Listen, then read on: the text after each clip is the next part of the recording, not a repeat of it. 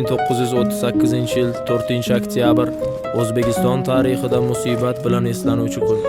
Qonxo'r diktator Iosif Vissarionovich Stalinning qattol rejimi ostida millionlab insonlar surgun qilindi, qamaldi. Millionlab insonlar esa shunchaki otib tashlandi. Abdurauf Fitrat, Abdulla Qodiriy, Abdulhamid Sulaymon o'g'li Cho'lpon ham shu o'lim mashinasining qurboni bo'ldi. Aytishlariga qaraganda, o'sha paytlarda haddan ziyod ko'p insonlar o'limga hukm qilinganidan, yozuvchi va shoir Cho'lponga navbat kelganida jallodlarning o'qlari tugab qoladi va bu inson qiyofasidagi iblislar shoirni bolta bilan chopib tashlaydi. Qarsaklar chaldi o'zbek, Cho'lponni boltalashdi, pashshalar gulzorimda ari bilan boltalashdi.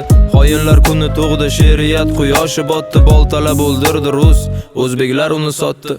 Kechirgan Turkiston bo'lolmadim posponing, kechir men qarab turdim qahrada bog' bo'stoning. Mozidan izla javobni, xonlaring yer talashdi, otgan o'qlari qolmay Cho'lponni boltalashdi. Nima bo'ldi ekan uning so'nggi so'zlari o'shanda, tuyog'i najosat bosib to'ng'izlar kezdi gulshanda. Qurbonjon dodxo misoli Madaminbekni aldashdi. 1938 Cho'lponni boltalashdi. Usmonga nasib etmadi o'z yurtidan bir mozor, hurlikni orzu qilgancha o'tdi tuprog'iga zor. Qodiriy Cho'lpon Fitratni nima sababdan qamashdi, jallodlar o'q topolmay Cho'lponni boltalashdi.